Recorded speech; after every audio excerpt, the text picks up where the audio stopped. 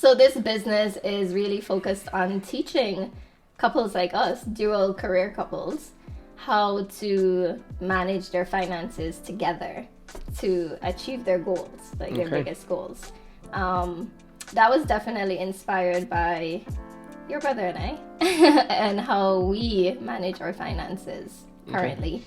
And I realized that we have a really amazing system that works for us, and not many people do.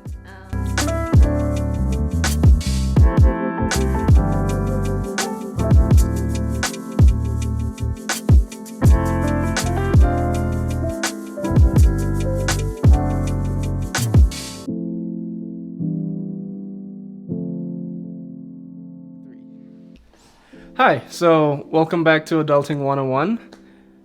We're switching things up this time. I'm going to be interviewing my sister-in-law, Teneisha Grimes, and today we're going to be talking about motherhood.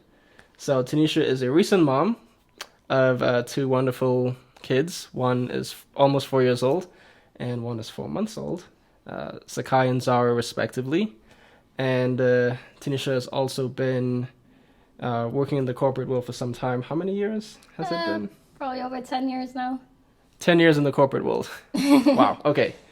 So we're going to be talking about that and how motherhood has really shaped your life and the choices that you're making now and in the future. Yeah, sounds good. Thank you. So I wanted to start our conversation with this decision that you made, I guess you and my brother made, to have kids, and whether or not was there a specific moment between the two of you that you knew you were ready to have kids, and for you personally, did you always know that you wanted to have kids? I feel like in this day and age, it's a very different. There's a much different conversation to maybe what our parents had when they decided to have kids. Mm-hmm. And I'm curious to hear how that came about for you. Yeah, so for me, I actually grew up in a very large family. So my mom is one of 10 kids. Okay. And so I was surrounded by tons of nieces and nephews growing up. And I would say I loved kids. Like I babysitted them. I just had a lot of experiences with kids. Mm-hmm. And I always knew I wanted kids. Okay. So from a child. From as a child, I always knew someday I was gonna grow up, I was gonna have a husband, and I was gonna have kids. Right. The question for me though was always when. And I think just being in university, even when I turned 20, so my mom had me at the age of 21. Okay. And when I turned 21, she actually reminded me that she had me at the age of 21. And I was just thinking, like, there's no way I can have kids right now. Like, I did not feel anything close to ready to having kids. And I think that was because I just, as you mentioned, we grew up in different times. And I think we're just more focused on different goals. Like, there's different milestones that we want to meet before we have kids. So for me, I definitely had certain goals I wanted to meet, which was like I needed to finish school. Mm-hmm.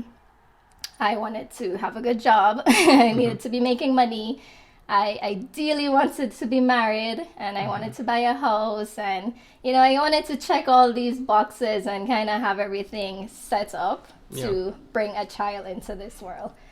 And so when I met your brother, the love of my life,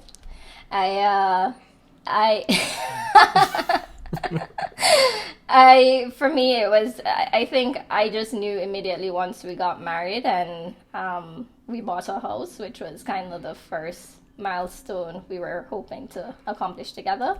Mm-hmm. It was like, all right, let's make some babies.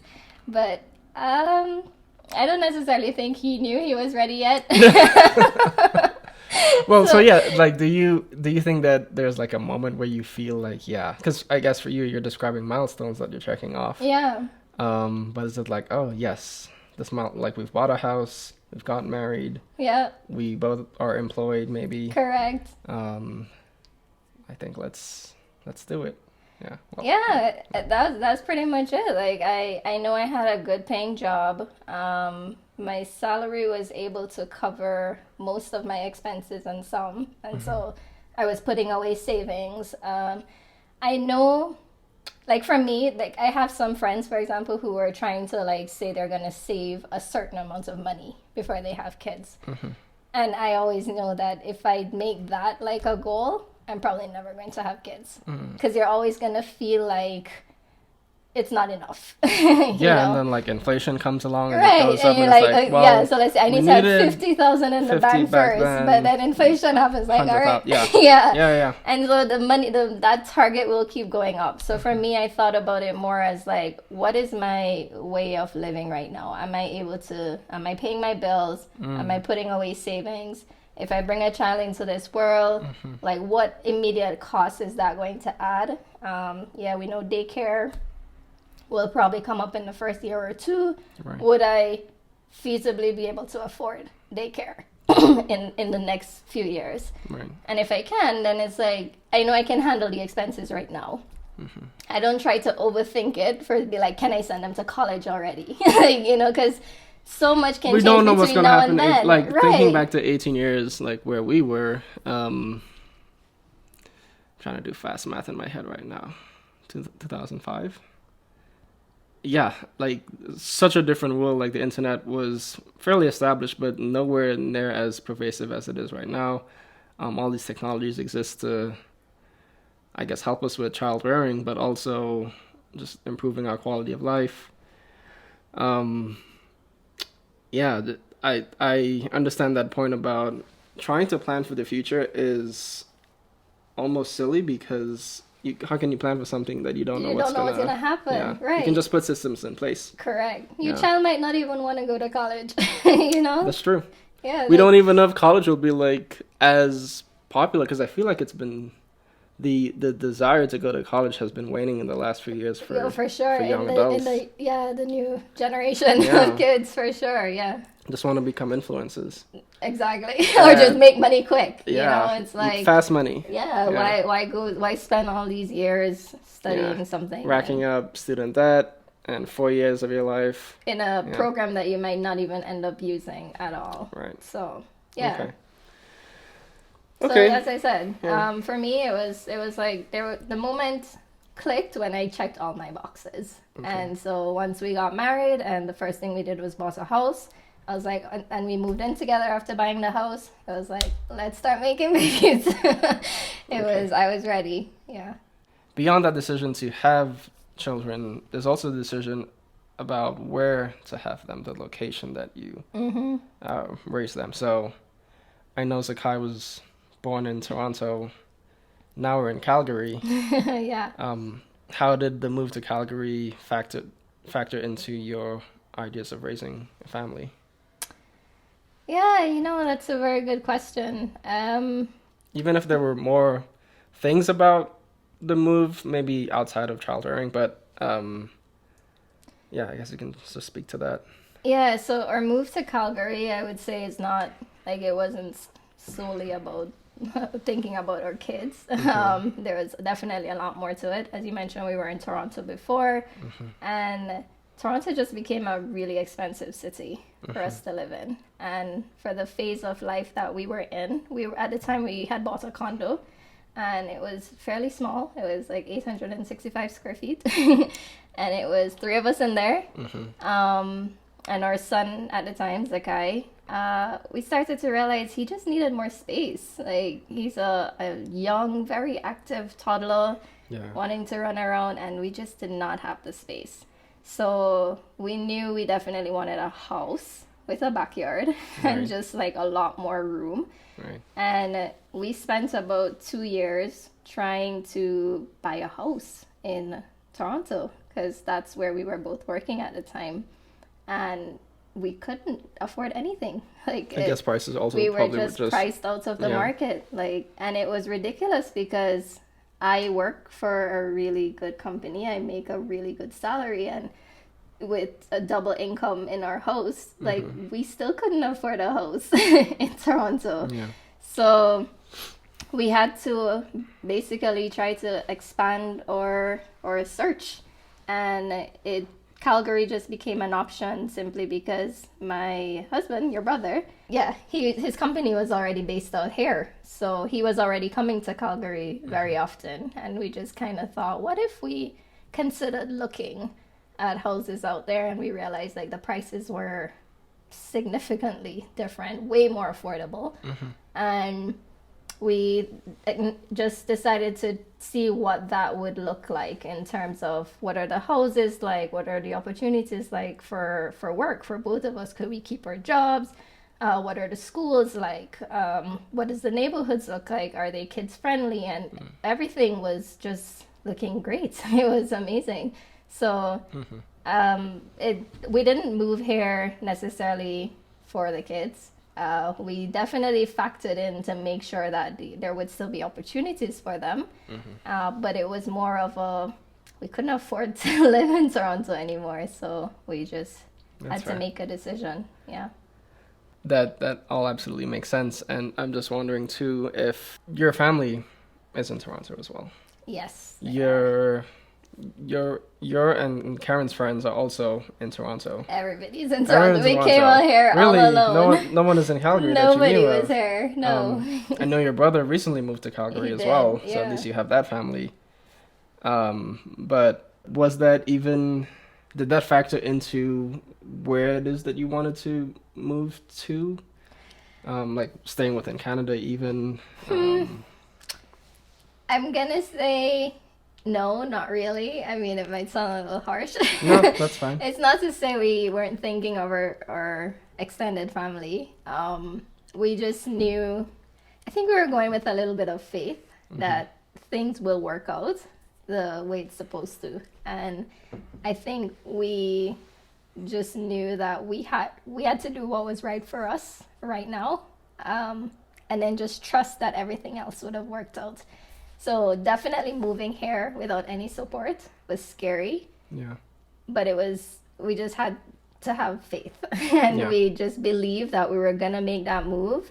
And something was going to happen that someday will bring our family here too. It might sound crazy, but we just kind of believed it and trusted that we just had to take that leap and maybe they'll follow us. At the time they weren't thinking they would ever move for sure. Right. But we were like, let's just do it and maybe show them that this is a better opportunity. Yeah. It is possible. If we did it and we're doing great, maybe they'll consider it too. And so said, so done. We moved, and shortly after that, my brother and his wife came with their kids, and hoping to get my parents over here soon. Then I'll just still working on getting you over here. Yeah. Maybe your parents here. Who knows? But it's somebody has to take that leap and then just have faith. Yeah. So that's kind of what we did. Okay, so another question that I was thinking of. And I feel like it matters a lot more or it's more relevant to people, I guess in our circles, that have relationships where each partner is from a very different cultural background. So you are from Jamaica. Yeah. My brother's from Trinidad. Yeah. Both Caribbean, but still distinct. Still has its own culture, for sure. Exactly. So I was wondering how does those identities play into being a parent, and is now you live in Calgary and Sakai has really only really known Canada. I know you've gone to Trinidad with him. Is there a strong desire to instill that sort of cultural heritage in your children, both Trinidadian and Jamaican? But I know it's difficult because we're in Canada. Yeah, I'd say my kids will be 100% Jamaican. 100% Jamaican. Yeah, okay. No Trini. Okay, zero Trini. Zero Trini. I'm kidding, of course. So that's a good question. I think at this stage right now, because they're so young, I would say it's not at the forefront of our mind. But it's something we've talked about where it is important for us, important to us for them to kind of learn a bit about our homes. Because your brother, my husband, still definitely thinks of Trinidad as home. And I still think of Jamaica as home. So, yeah. But we both live here in Canada. And our kids grew up here in Canada. So for them, Canada will be home, right? But we do want them to know a bit about where we came from. And things that we've at least started doing is just having them very accustomed to the food that we eat. So they'll at least know that this is a popular Trini dish, whether it's like, curry chicken. Yeah, curry or Trinidad callaloo, because Zakai actually really loved callaloo. Oh, really? Yeah, like at least when he was a baby, he loved it a lot more. But now we can sneak it in with some rice and he'll eat it. And then, like, on my side, I want them to know Aki and Saltfish. He's not eating anything close to that today. But I would want him to be enjoying some oxtail and all the dishes that, are important to me. So, but we do cook that as well. And he eats oxtail right now. Okay. So that's what I'm saying. Like, as a start, some of the things we're doing is at least introducing them to the food.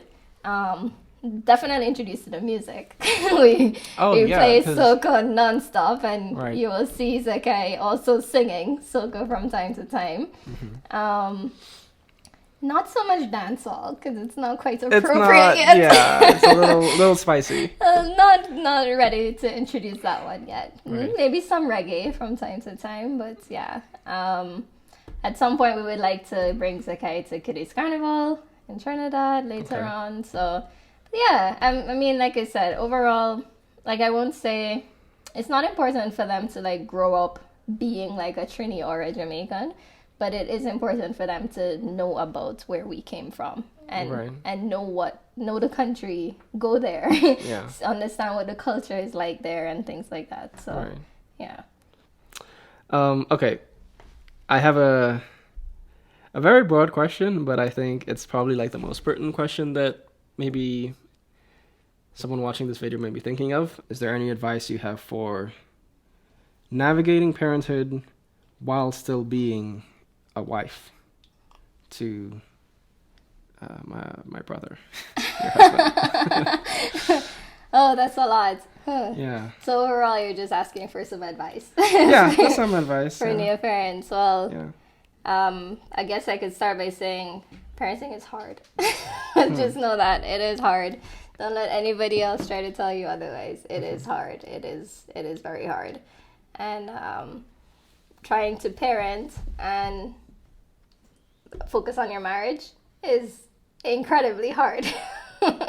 So I would say one thing I think was really helpful for Karen and I, before we got married, we're Catholics. So as part of being a Catholic, we had to do this thing called engagement council, which is like this weekend retreat that allows you to kind of prepares you for marriage. So it encourages certain conversations before you get married.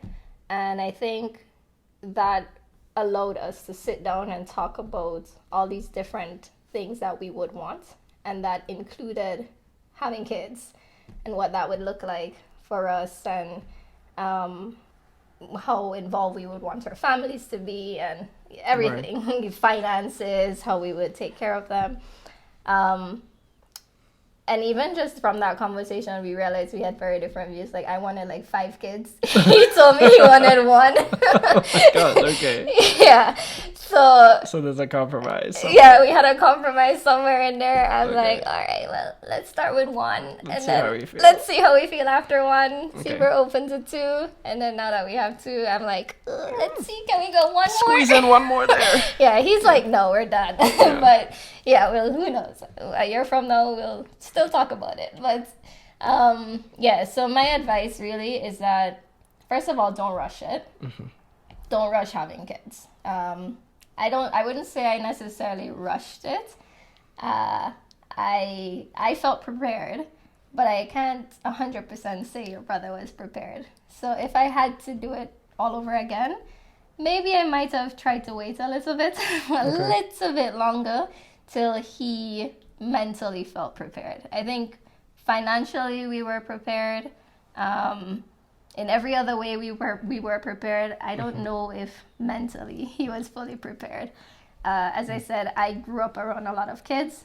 He didn't. Right. So that alone, up with me. just you, just you. Yeah, that alone is already a big difference. Yeah.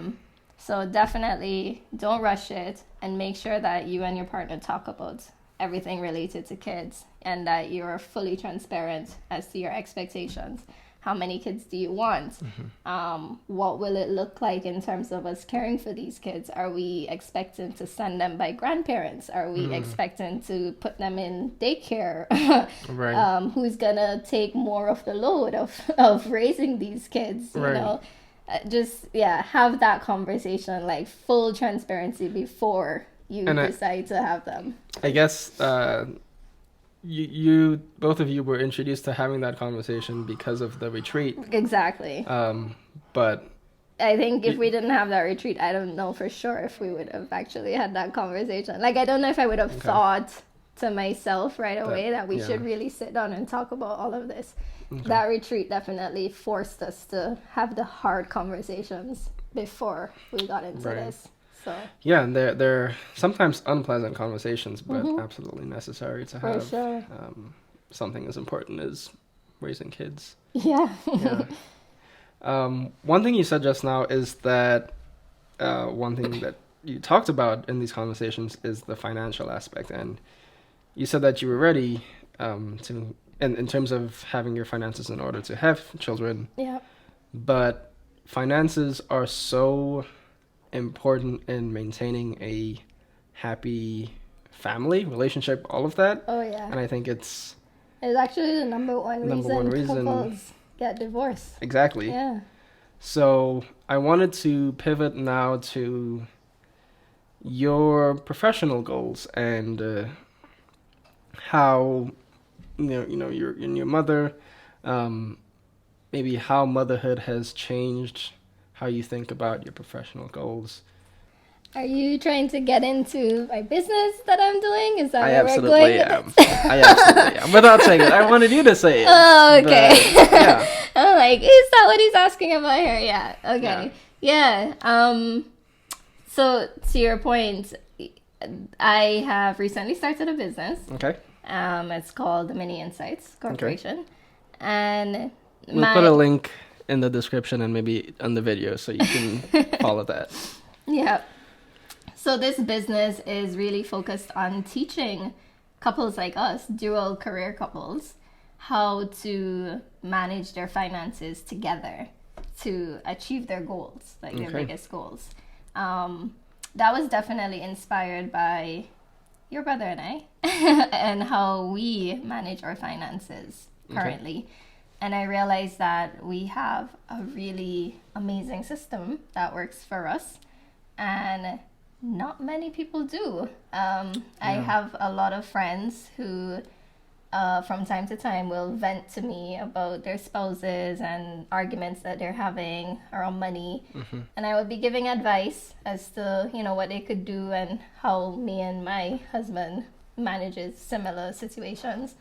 And I realized it didn't really come natural to a lot of people. So that light bulb moment went off for me. Like, maybe I could actually teach this. Like, I could help people do this. And it came about as a result because there's a part of me that always knew I wanted to do more than work my typical 9-to-5 job. Right. I've been working a 9-to-5 for, as we said earlier, more than 10 years. Yeah. And while I'm very good at my job and I like what I do, I don't love my job. I don't love working in the corporate world. I don't love this whole waking up every day and just working on somebody else's time and calendar and not having... Working on someone else's dream. Living someone else's dream. Yeah, building somebody else's dream, essentially. So there's always that part of me that, no, I want to do more. I wanna feel like I'm impacting the world and helping people. And so when this idea came to me, I was like, I can totally do this as a business. So We have a guest speaker in the background. Yeah. Yeah. So that's the business I'm doing right now. I started that business. Okay. Yeah. And has that entrepreneurial endeavor, would you say that motherhood has impacted that at all? Or like this was maybe, did you have these thoughts even before being a mother? Oh, no. 100% it's motherhood. Okay. After I had my son, Zakai, when I was on maternity leave, I was just dreading the thought of going back to work. Like, Sure. Yeah. I just did not want to. Like, I know I also didn't want to just stay home with him all day long. I definitely didn't want to be a stay-at-home mom. I wanted to make money somehow, but I just did not. The thought of going to work to just do a job was just like, I started to feel purposeless. I wanted to feel more. I wanted to feel fulfilled from what I was doing, and the job wasn't it. Right. And all those feelings definitely came when I had my son, and I was on maternity leave, and I was like just seeing the time passing by, and I was getting ready to go back to work, and I'm just looking at him, and I'm like, oh, I wish I could just like stay home and just like be with you and work on the side doing my own thing. And I'm like, I need to figure something out. I need to start my own business at some point in my life, because I can't keep doing this. So Yeah. And okay, yeah, if there are some unnatural pauses, it's only because Teneisha is a mother and baby Zara is right next to her right now. And so, now and again you may have heard her and we have to tend to her, but that's completely natural and completely fine. Thank you. We're basically wrapping up the interview, but sort of two things I wanted to cover would be, as a mompreneur, what do you wish people understood about you and the journey that you've taken? Yeah, no, that's a good question. I think for any moms out there, especially who feel the way I do, especially after becoming a mom, and you realize that you can't do the corporate world and you have this drive inside of you for more. Like it's like a calling where you're meant for more, and you decide to take on this feat of starting your business while you're on maternity leave or while you're raising kids and possibly gone back out to work. I would like people to know that it is not easy. I mean, I already said that about parenting and marriage and all of that. None of this is easy. Yeah, this is like the hardest time. But yeah, it's you're basically adding on even more to all of that. But I think especially for the partners of those mompreneurs, I think it's important for them to realize that while the mom is raising the kids, as well as trying to take care of the home and meet the husband's needs, this business that she's looking to start is also like another baby. Yeah. That she's about to... Needs attention on its own. It needs its own attention. And so assuming that you and your partner are aligned on this goal, there needs to be some give and take. You'll have to understand that not all the needs that were being met before can continue to be met if this new baby is now being added to the family. Right. So I think for anybody who is wanting to learn more about my journey or understand my journey, just know that it's a lot. It's a lot of work. I have 2 kids already, and I kind of see this business as like a third baby already, and maintaining my marriage and the home and all of that, it's just, I have definitely piled it on. but I have faith that it's all going to work out. I know it is. And as I said, it's when you have that calling that you're meant for more and you have to do more. Yeah. You'll find the drive and the energy to do it. But it's just, I want others to realize it's not easy, and she needs the support in any way she can. And yeah. Yeah, and you know what, I fully believe in you, and Thank you. and I know that you'll be successful. And you were just saying that you have faith that it'll work out, but I really believe that it will. Just everything I know about your drive. Yeah. And I'm like, oh yeah, Tanisha's doing that. Yeah, it'll be great. In like 10 years, it'll be huge. So, Thank you.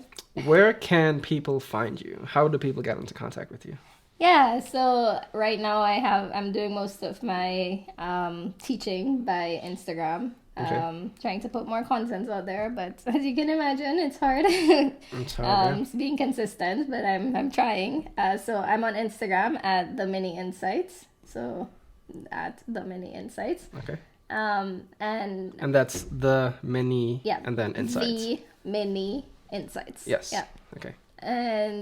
Or you can send me an email at Teneisha at theminiinsights.com.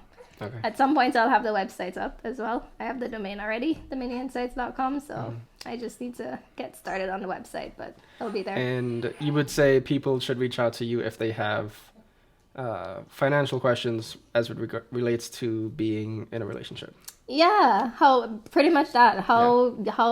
What is it's about trying to develop your own system for how to manage your finances with your spouse. So I'm not a financial advisor. I am not trying to advise people on investments or the stock market or anything like that. Right. It's really about developing your own system for managing your finances with your spouse to achieve the goals that you guys have. Because you would have had goals before you got together. Mm-hmm. Then you come together and you probably have different goals, and we need to align those goals, and then we need to find a way to work towards those goals. Right. So I'm helping people do that. Okay. Yeah. Sounds good. Awesome. One bonus question is, do you think that Zara and Zakai can help sell the entrepreneurial mission that you have as it relates to having being a parent and also at the same time navigating financial questions that come up with being a mother? Maybe we'll get Zara to answer that. Hi. Yeah? Really? That's really insightful. I didn't actually think about it that way, but that's a good point. Yeah.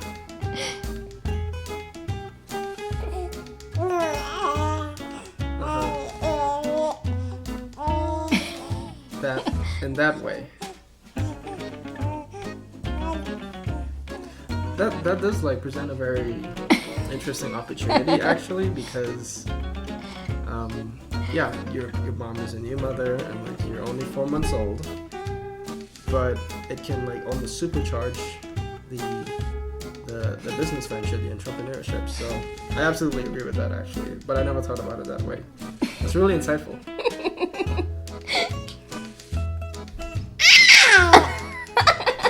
I couldn't have said it better myself. So thank you for.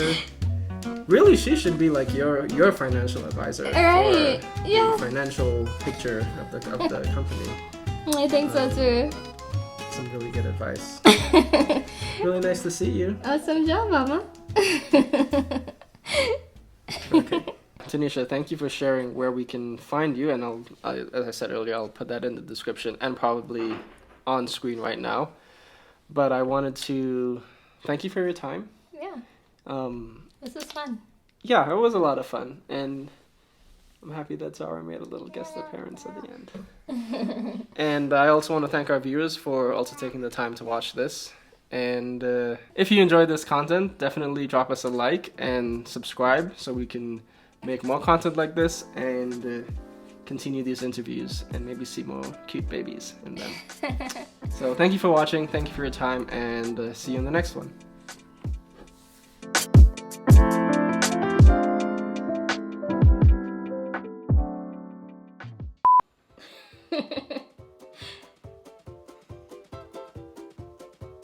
Oh, did you hit record? Oh. Okay. I'm so sorry. We need to start everything over because I didn't hit record on this. Sammy says I'm awkward. But you were supposed to do the introduction though. Like you kind of just said we're gonna be talking about whatever. Like I thought you were gonna do like an introduction. I have to take that constructive criticism in and just like change it up now. Right. Oh, we're good? We're rolling? So, okay, all of that is in the camera, okay. Yeah, I mean, I feel relaxed. I'm just an awkward person. Okay. Okay, so, what, oh, no, I can't say that.